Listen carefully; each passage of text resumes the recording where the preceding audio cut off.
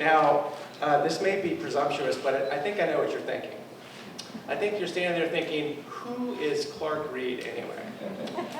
Well, here's what I'm thinking. You're all like family to Julie and Virginia and Mark, right? For the last several years. So, you know, being up here sort of feels like the boy coming over for dinner to meet the family of my new girlfriend, right?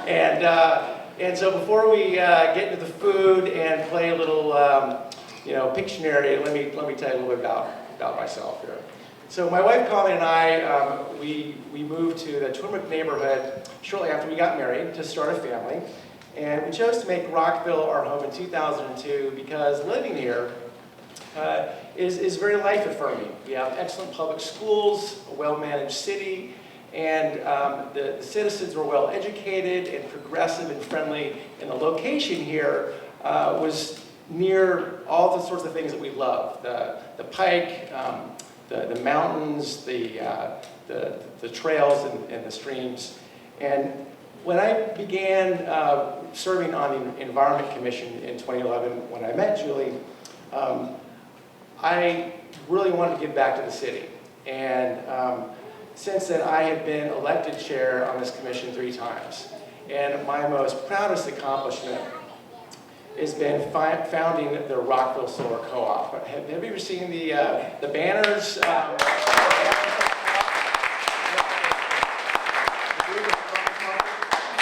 Well, the outreach that we have done is literally giving power to the people. I mean, you know, the nearly 200 families have joined the Rockville Solar Co-op. They're putting solar on their homes, and they're doing it at a very significant discount. And these Rockville families will be saving energy, they're going to be increasing the values of their homes, and they're going to be fighting climate change. Now that is energy democracy, folks. Our co-op is opening up the social and the economic benefits of solar power to a really broad audience of people. And I'm proud to have played a role in that. As chair of the commission, I have sat on many a council meeting, and the tone that I've heard from certain local officials the past year worries me.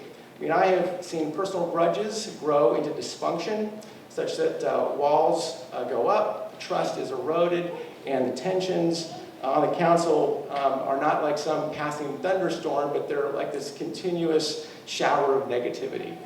So I see collaboration that was promised at the beginning of this term crumble. And I'm concerned on the big issues that are before us.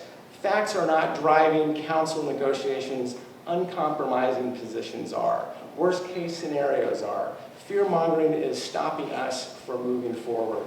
And it draws out decisions that should be made in months rather than in years.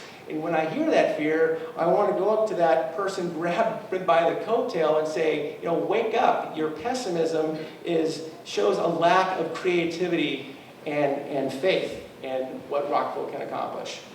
So we need to have more optimism from certain City Hall officials. We need more faith that we can do this right, because we can. And that's the winning attitude that will make this city a vibrant place to live in again. But that attitude requires that city leaders trust each other and put the good of our city above all else. I can do that. I'm collaborative by nature. I'm data-driven by profession. My time on the Environment Commission shows a track record of success.